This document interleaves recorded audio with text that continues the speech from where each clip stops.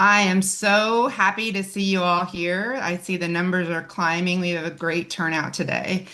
So thank you for spending this early December day with us. I am Jackie Payne, the founder and executive director of Galvanize USA and Galvanize Action. Last time we were together, we discussed the new media ecosystem and how we're going to get to scale to have the impact we need in 2026. Today, we're going to focus on the work of Galvanize Action, our research hub that is designed to deeply understand our audience of moderate women. And I want to really give shout outs to our amazing research team. Today, we're really going to go through what we have learned this year and where moderate women are and how that leads us up to 2026. We use the deep research that we do to really understand our audience, to directly engage with them, to shape their perspectives and their positions. As a C4 organization, Galvanize Action allows us to support them in demanding more from their government and the leaders that serve them. So today we're gonna explore what their take has been over the past year on the current administration and the trifecta of the Republican leadership, share their thoughts on the midterms, and talk a little bit about the programming we're doing in the year ahead. But first, I did want to just take 1 second to let us celebrate last month's elections. Candidates who focused on voters' concerns about affordability, there's economic security, health, and state and safety really overperformed expectations. This is very much in line with what we have seen moderate women want candidates to be talking about. If you've been with us for a long time, you know we use an economy plus strategy. When you focus on the things that keep moderate women up at night, they feel seen and cared about, and you can earn their vote. So we saw that happen in this last election. We also saw that voters are very unhappy with Trump's performance on the economy and the direction of the country. And we saw in California that voters responded in force to the arguments that we need to put a check on this administration, the corruption and overreach. And we saw that in the vote for that ballot initiative, which gave us the hope for a return for some of those checks and balances by Democrats reclaiming the House and insisting on oversight in 2026. The energy and excitement that we saw last month was a bright spot for our democracy after what has been a pretty tough year. And you're going to hear some of these same themes that I just mentioned show up in our research as we talk about what we've learned this year with moderate women and how we plan to keep this momentum going. As we start out, I always like to just really honor and celebrate the co-hosts. You always have an opportunity to volunteer as a co-host. What that means is you invite your network to join us. Today, we have over 450 people registered for today's call. And so I really want to thank the folks on this slide for co-hosting and doing outreach to introduce us to your networks and to remind people to come back. This community has truly kept me going this year, and I want to thank you for being so engaged and willing to show up and fight for this country with us. We do have some new folks joining us as a result of that outreach, so I'll just do my traditional very quick overview of who we are and welcome you in. As many of you know, I started Galvanize Action because back in 2016, I became increasingly alarmed by the rise in authoritarianism and the threat to democracy in the United States. I recognized that moderate women were a key audience to engage and learned that there was a real gap in the field when it came to meaningful engagement with this group to support them to align their civic choices with their values. Over the last 7 years, our team has been doing a truly innovative work informed by data science, neuroscience, and behavioral psychology to deeply understand moderate women, and particularly moderate white women, who are both targeted by and vulnerable to authoritarian propaganda and tactics. We have become the leading experts in persuading this audience, having learned what moves them, what holds them back, and how to earn their trust by providing content they crave, return to, and ultimately act on. Our award-winning research team and our programming has proven that our approach of delivering powerful, persuasive content through both paid ads and always on cultural content works to move this audience. And so that's the sort of short answer to why Galvanize and what we do. And let's get into the moment we're in. I am not going to belabor this, but we are absolutely in the midst of an authoritarian takeover. We have seen every single a box on this list of authoritarianism checked this year. Sometimes it feels kind of bananas to say that. It feels like it's hard to believe, but it is also undeniable that that's where we are in America today. And history tells us we have a very short window of persuasion to convince folks to turn away from this, to defy it, to defect, and to join us in supporting our democracy. And so that really is the work over the next 12 to 18 months to strike in this window and to move the masses with us. Most of today is going to be focused on Galvanize Action, our C4 political work, but I just want to pause for one moment to celebrate with all of us. Galvanize USA reached a key milestone just the other day. So we were able to reach our 2025 goal of having 1 million subscribers to our Galvanize Together programming. This is a key milestone in our journey to become a cultural force in the lives of 24 million ideologically moderate women over the next 5 years. And we didn't just get women to subscribe. We kept them coming back for more with really popular and persuasive content. If you've been with us for a while, you've heard about our advice column, Dear Grace, and you've watched our community conversations that women are in our audience join and love to watch. We have been delivering what they crave, what they return to, and the content that allows us to authentically offer the messages that our research shows they need to hear to build up the confidence and agency to vote in line with their values. This year, Galvanize USA pivoted from providing this content how we were doing it previously we used to do just via text, SMS and MMS. We would send to this million subscribers the content over text.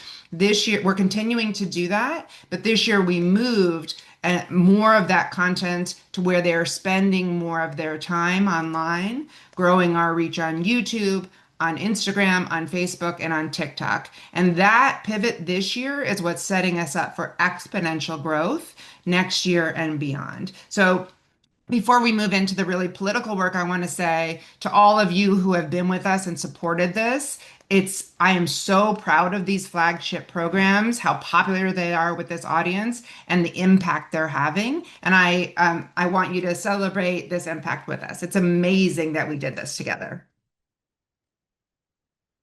Okay, I hope you clapped at home. I trust that you did. Now I'm going to pivot us and move us into a more political conversation. So let's begin. And I'm so sorry to take you back to 2024, but let's begin with reminding ourselves what happened in 2024. This time last year, we met and we gave you what we could see from the exit polls, what we thought happened based on imperfect exit polls. We now have verified voting data, and this chart is from the Pew Research Center.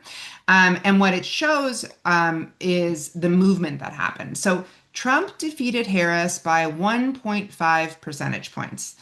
4 years earlier, Biden won by 4.4 percentage points. That's nearly a 6-point swing towards Trump, right? And as you can see here, Democrats lost ground with nearly every single demographic compared to 2020. We saw a rightward movement by almost everybody. But in this data, there was a bright spot. White women shifted left compared to 2020 by 4 percentage points. And if you've been following along with us, you know that we have done in-field gold standard randomized control trials to show that our work contributed to this movement. We have successfully been able to persuade moderate white women to stand up for democracy and to understand who is better for them on the economy cycle after cycle now. So even though this was depressing and the turnout wasn't what we wanted, the good news is There was a bright spot, and our work contributed to it. Okay. So that was the grounding. The other thing we looked at, in addition to this verified voting data, was the American National Election Study, ANES. And we looked at that to our research team goes in and tries to really understand more about how moderate white women voted and to help us understand why and when. So the next slide shows you a little bit about the when. Most moderate white women made their decision well in advance of election day. 54% decided 6 months or more before the election day. And I want you to remember that because there's often a push towards just final days. All the persuasion happens at the very end. That's where most of the money is. That's when everyone sort of wakes up and says, "Oh, I'm going to give and support this election." 54% decided or more months before.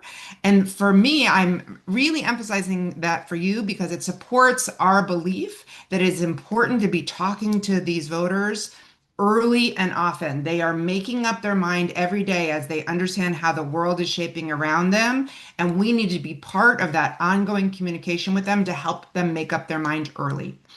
28% did make up their choice in the final 2 months. So there is a meaningful minority that remains open to persuasion late in the cycle. I have no doubt that we're going to hit those folks with the amount of money that comes in at the very end to talk to those folks.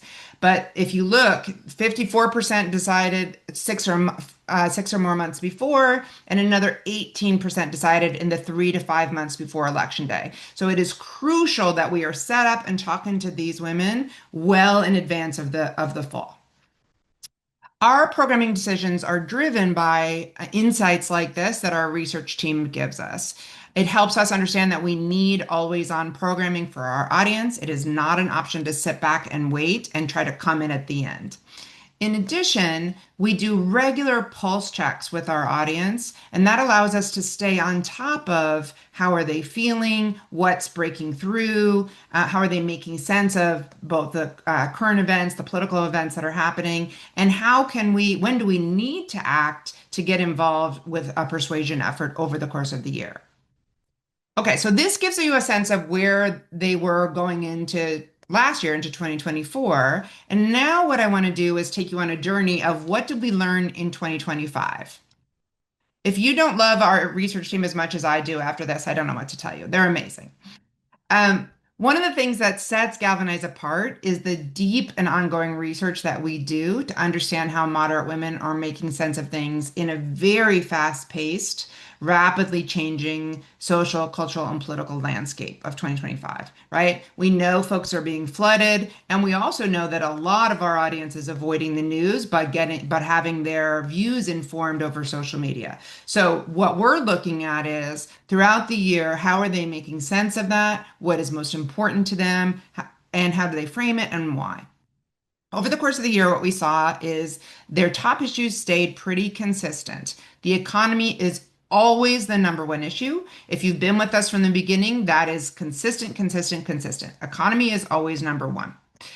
They are worried about how their family is doing, number one. Secondarily, we saw preserving democracy is the number two spot of most selected responses when they say, what's the most important issue facing this country? So moderate women are putting preserving democracy as their number two.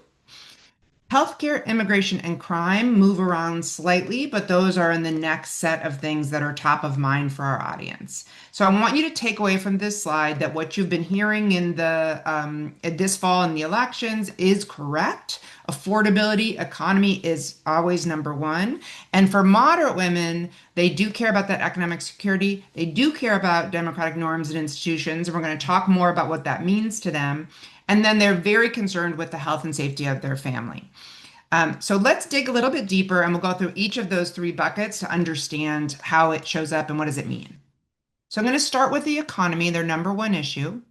When moderate women are identifying that as their top issue, they're talking about the economic security for themselves and their family. They're talking about price of groceries, price of rent, abilities to make ends meet, and inflation. when we are talking with moderate women, first of all, when we do our content, we always put them at the center and we focus on what matters most to them and we are addressing their concerns. We do not put Trump at the center of our work like some others do. We put our moderate women at the center and we talk about them and what it matters most to them. That helps us to be address their real life concerns and help them to sort through who is to blame and who will have their backs. And if you look at our randomized control trials from last cycle, what you'll see is we were very successful at helping them to understand who had their back on the economy, and that is key to getting to moving them. In this year's research in November, what we saw was 63% disapprove of the way President Trump is handling the economy. This is really striking, given that in the past, when we have when we've looked at this, we see moderate women tend to trust Republicans more than Democrats on the economy. So for them to really disapprove of President Trump in this way is important, and you see that showing up in the fall elections. I want to also note that in September, we did a survey, and what we saw was 93% of moderate women expressed concern about tariffs, with 31% saying they're extremely concerned. And then I also want to point out another point about the economy. In June, we did a mid-year survey where we're deep diving on the economy with our audience, and nearly a quarter reported being unable to make ends meet at that time. That's super important as you hold in your head who our audience of moderate white women is, who we view as persuadable and who we're learning about. The majority do not have a four-year college degree, and the majority live in households under $100,000. And a quarter of them report being unable to make ends meet. It explains why the economy is number one and why that is their top issue. Most in that survey, most felt that large corporations were prioritizing profits over workers and were most responsible for the current state of the economy, with 74% saying that those large corporations are completely or mostly responsible. So when we're looking for who to blame for this, a piece of that is they're very unhappy with how Trump is handling the economy, and they're also very unhappy with our current system and how corporations are benefiting themselves over people, right? Okay, so now let's look at the next issue, democratic norms and institutions. Over the course of our research, what we've seen is it's important not to address democracy as an abstract ideal, but really how it impacts their lives and focus on what they hold dear. The way that democratic norms, the support for dem norms and institutions shows up, one way is by the focus on institutions that matter in their lives. For example, earlier this year, the administration was dismantling the Department of Education, and we asked moderate women about it, and over two-thirds said they oppose the president dismantling Department of Education, right? That's a thing that is a real issue in their lives and has an impact on their children and their loved ones. We also see the concern for democratic norms and institution coming up as it ties to their core values of patriotism, freedom, and fairness, as well as when they relate to or touch on their desire for stability and safety for their family. We'll see that a little bit more in the additional research, but 88% of our audience said they were concerned about the president ignoring court orders and acting against judicial rulings, with almost 40% saying they were extremely concerned and another 21 very concerned. So that's a really deep concern about the president's using their executive power, overreaching and disregarding judicial rulings, right? So that you can see that tapping into what they hold dear, American patriotism, fairness. And the notion that can, if the law is thrown out, then like where is the stability that they desire? That can create chaos. Okay, I'm going to move on now to health and safety, and I'm actually going to split this into two different segments. So let's talk about health first, and then we'll talk about safety. So on health, healthcare is an issue that is very important to our audience, and it's fascinating to me because it's a place where they see themselves as having more progressive beliefs than others in their network. So we did this really cool deep dive ecosystem study where we asked them how they felt about an issue, and then how they thought their husband or spouse, husband felt about it, and then how they felt their friends and children thought about it. And healthcare was one of the ones where they placed themselves to the left of the folks around them. And it was listed in a different set of research that we did this year as a most inspiring issue. When we asked them, what makes you feel most connected to your bravest self, the version of you that feels ready to engage as an activist, healthcare is the thing that made them feel like they were willing to stand up and take action. So that's a really strong opportunity here to tap into that healthcare topic, and help them identify what they, who has their backs and who doesn't. You can see that showing up in the whole conversation about the government shutdown and the way that Democrats focused on healthcare as a key issue. It's also for our audience very connected to the economy and affordability. 93, you see in this slide, 93% of our audience said they were concerned about potential cuts to Medicare and Medicaid. And within that, you see 41% extremely concerned, additional 25% very concerned.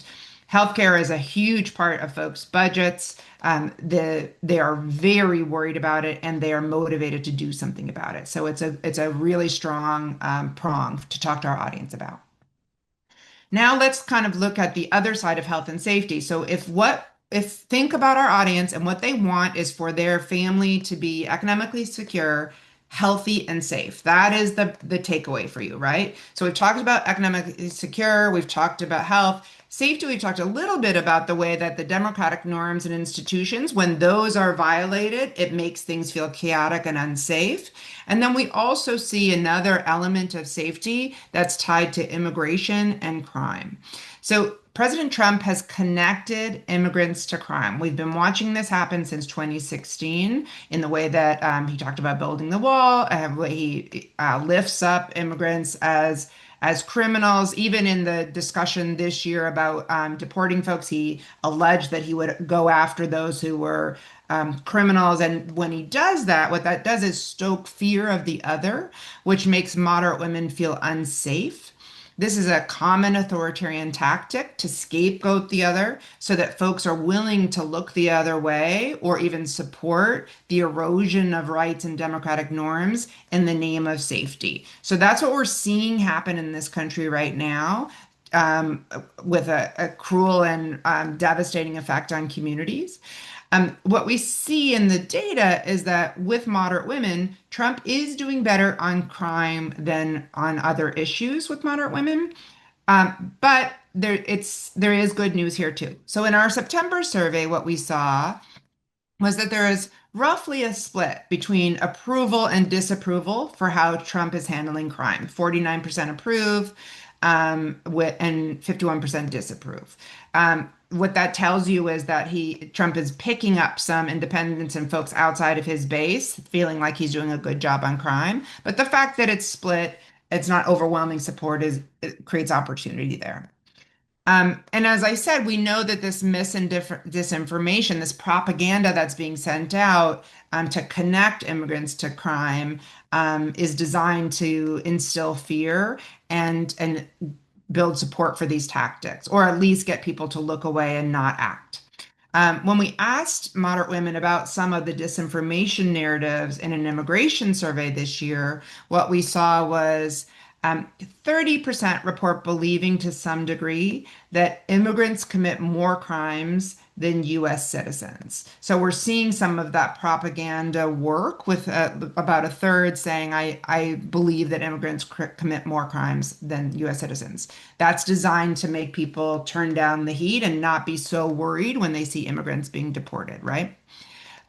The good news here, a majority of women, moderate women that we interviewed, 71%, while they said that stronger border security was needed, mass deportation was not the solution for them. And so what you'll see here, and as we're seeing more deportations expand beyond people who would be viewed as criminals and into folks being picked up at daycares and at work, and like there's no reason to believe that they are the threat that's being alleged, you see that that's causing folks to be upset about what's happening and not support it.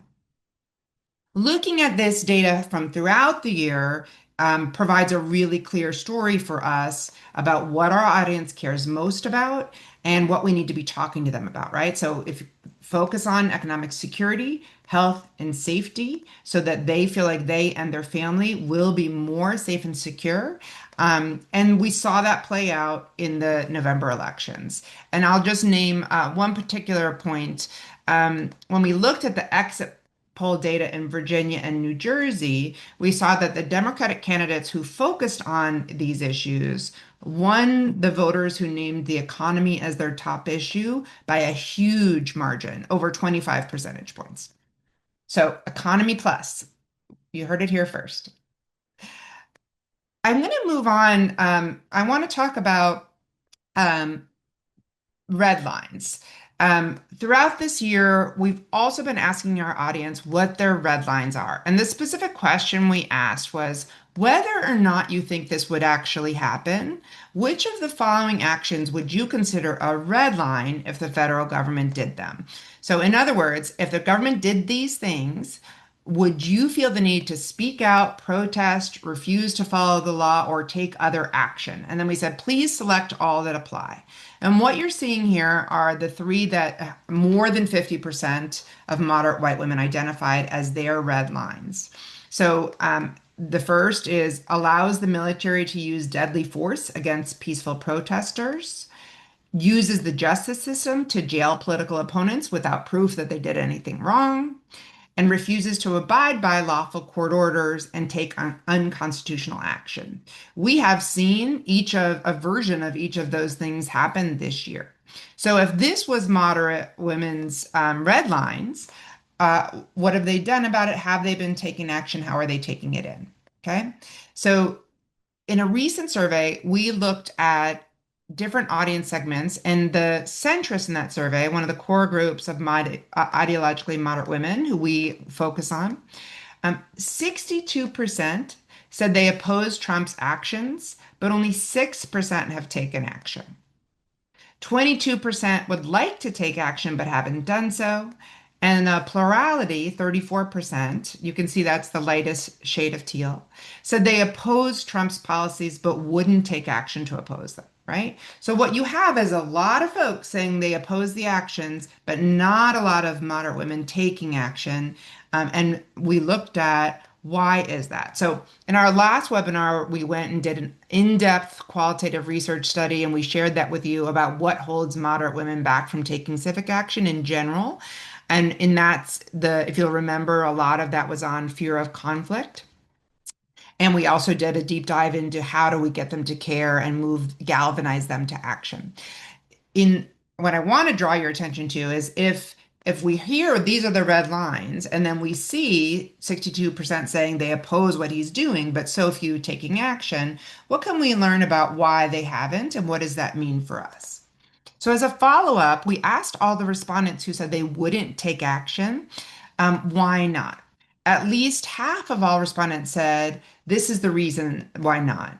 72% said, I am worried about, I'm sorry, at least half said these were somewhat or very important. So 72% said, I am worried about my safety. So a fear of personal safety that connects to fear of conflict and to actual physical harm. 73% said, I don't think those civic actions will create change. 50, so that's an agency question. 50% said, I am worried I will face consequences at work or in my personal life. And if you've been with us from the beginning, this is a constant thing. If this is what I do believe, but if I express this, I will have, there will be consequences, both social and economic. If people know this is how I feel, I will be penalized for it by my husband, my social group, and maybe even my employer, right? So we see half of them saying that here. And then just over half saying, I don't know how to participate in those actions. Interesting, right? Just very recently, we asked our audience about the No Kings rally. And so in our November survey, we said, what happened in October? Did you do the big No Kings rally? A plurality, 40%, said they supported those protests, but only 3% attended. So this is one of the reasons our engagement strategies with this audience are so important. We know that they generally care and are supportive of what we want them to see, standing up for democratic actions, peaceful protests. And we know what they're upset about, these red lines, but we also see that they need real support to stand up for their beliefs in the face of fear of conflict and negative consequences, right? So part of our job is to help them around how they view what's happening, to support them to take action. And it may not be a protest, it may just be talking to their friends about it, and it certainly needs to be voting in line with their values. So let's keep going a little bit more. And this next one, what we see is how we're taking all of this data and how that helps us to understand what we need to do to move moderate women and have the impact we need. First of all, we know that moderate women are not a monolith. We segment them to figure out which segments need which information. In this presentation, you've really heard two key themes, that there's two key types of programming that is needed. There's one, the women who aren't quite sure what they think about where we are in this moment. Those women need persuasion programming to help them sort through the noise, counter the mis and disinformation designed to trigger their fears, and help them clearly see who is to blame and who has their back. So that's kind of category one. Category two is for the women who are clear and who tell us, I oppose this, what's happening, and I actually would support this kinds of protest or this action, but so few of them will take the action. What can we do to support them to take even small actions in line with their values and their hopes for the future to help overcome their barriers to taking action and to chip away at the stuff that holds them back and to make sure that we're supporting them to have the confidence and the community that will support them so that they can ultimately vote in line with those values and protect our democracy. We have successfully done both of these in the past, crafting messages and programming that meet the audience where they are on their values, focusing on the things that they care most about and helping to shape their perspective and their behavior. So for folks who aren't clear yet, our persuasion programming will meet them there at those values, shape perspective and positions. And then the folks who are clear, we're helping build up their confidence, support them to take action, even if those actions are small at first, to build up that civic behavior over time. What will be new in 2026 for Galvanize Action is how we're delivering that program. And so in just a minute, I'm going to talk about the expansion in our C4 work beyond paid ads. But before we do that, I want to just ground us by taking a look at the 2026 landscape in front of the midterms. Well, the Republicans currently hold Congress by a thread. There's 219 Republicans to 213 Dems in the House. And in the Senate, it's 53 Republicans to 47 Dems. Democrats would need to focus on a small number of tight but winnable races to regain control of the House. And changing control of the Senate is a bit of a steeper climb with fewer competitive races in play, but it is not impossible. This map will continue to shift and evolve over the next several weeks and months. But this is a good at-a-glance picture of the current landscape, including the most competitive races that we've currently identified. And what you see here is, and you can see this from the coloring on the map. In the most competitive races we've identified, moderate white women make up at least 20 to 30% of the vote share.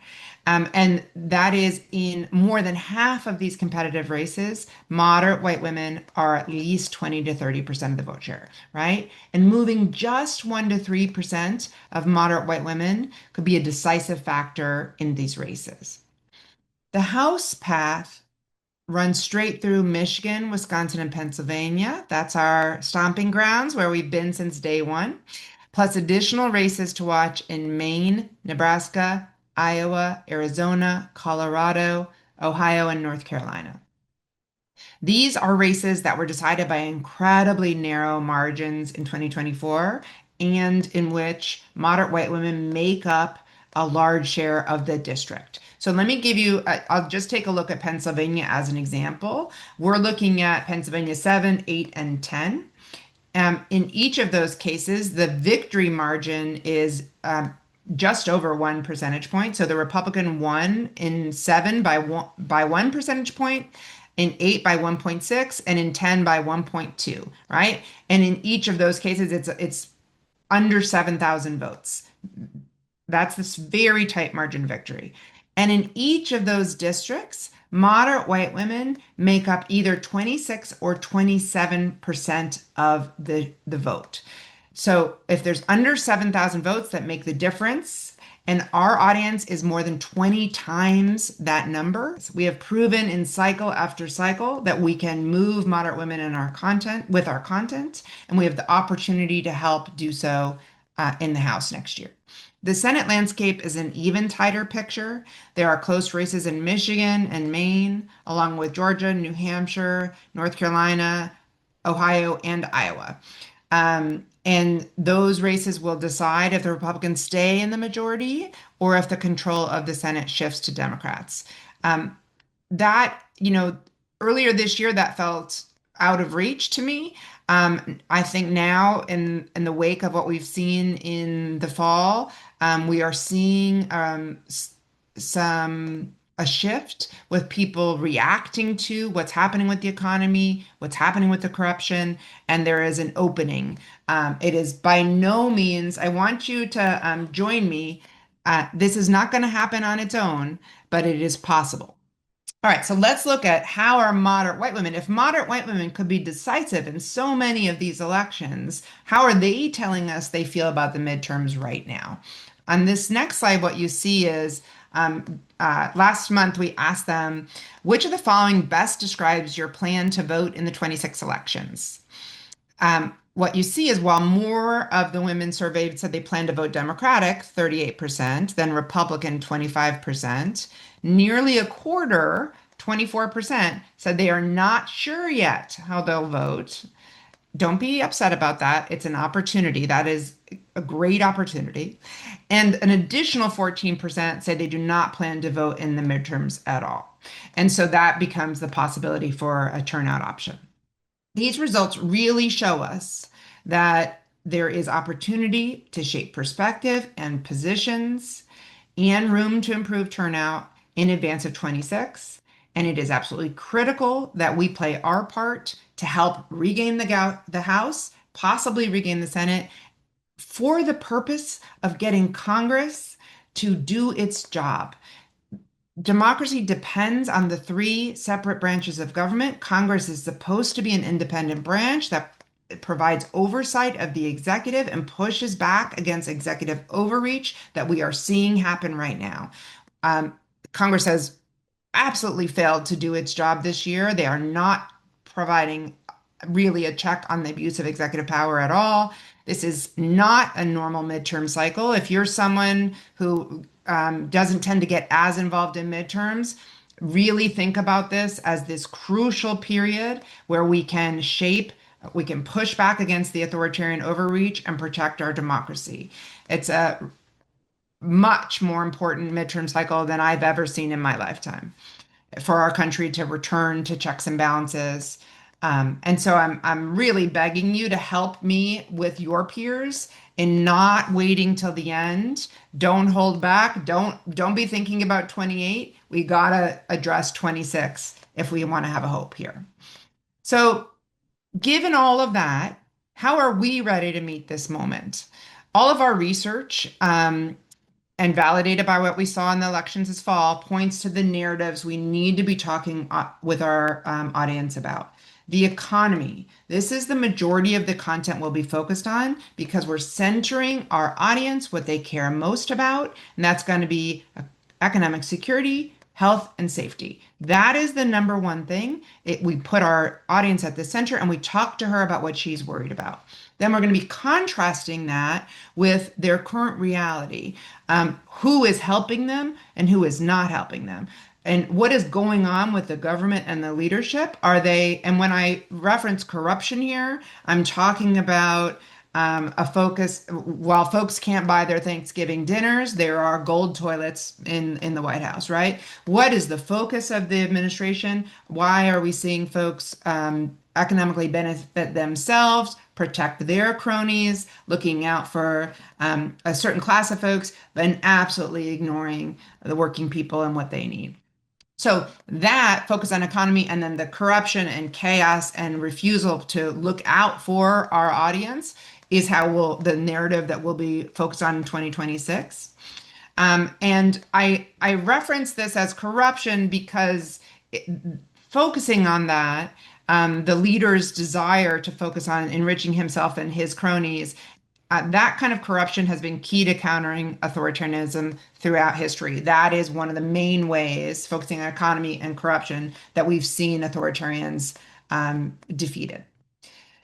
So let's look at how we are delivering these narratives. Our programming will include always on content in folks' social media feeds. This is a shift for the galvanized action. We will be showing up where our audience already spends their time, delivering content they crave, that they will return to, and support them to act. This combination of popular and persuasive content delivers a mix of what we call like sugar and substance, and it leads with culture.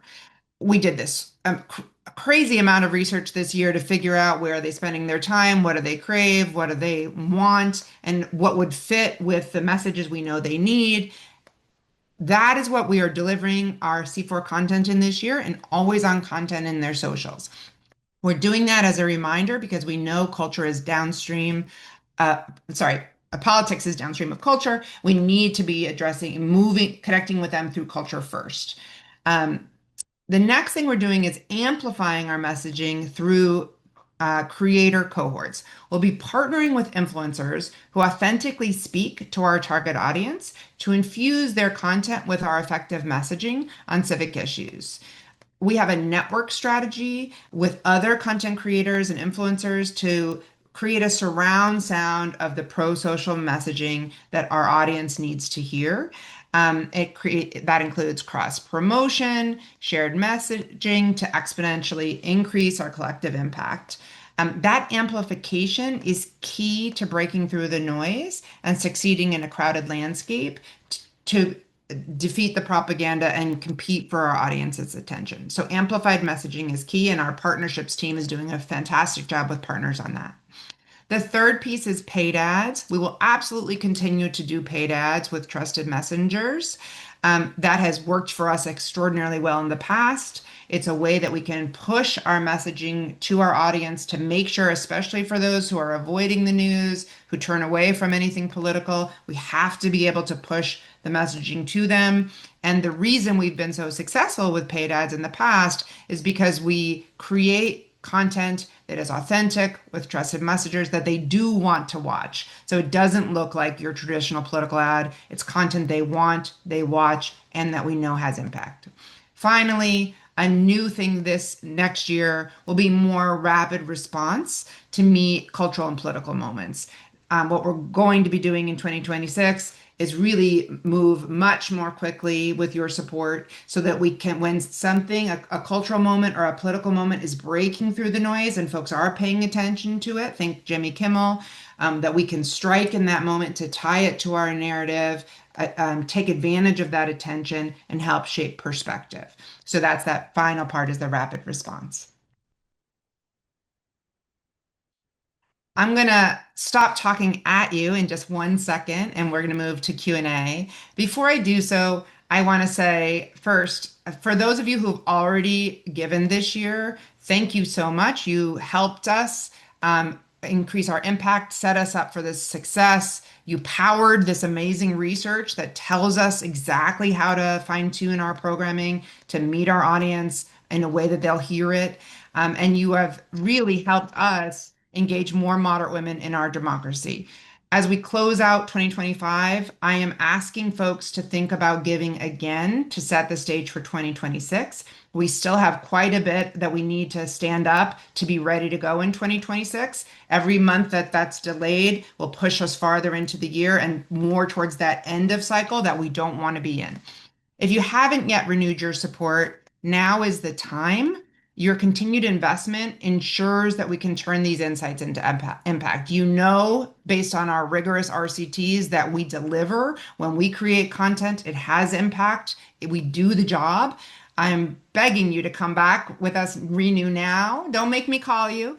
Please renew now, so that we can provide millions more moderate women with the tools and confidence and community so that they will stand up for democracy and for each other. And if it's your first time joining us, I hope that I know I overwhelmed you with data. Welcome. We're a nerdy bunch. We really love to go deep to understand our audience and to evaluate and make sure that we're having an impact. I hope you felt that in today's presentation, and I'm asking you to support us right now. For everybody, if you can give monthly to sustain this critical work, it would be so deeply appreciated. And I hope you will consider, even if you've already given to the C3 this year, please give to the C4. That's what supports both our research hub and our political action. All of the political content that we do out of the C4 depends on you. That doesn't come from foundations, it comes from individuals for the most part. If you do need your gift to be tax deductible, or if you have money sitting in your donor advised fund that you haven't decided what to do with yet, then please do give to the C3 Galvanize USA. We still have gaps in the USA, and I would love your support there.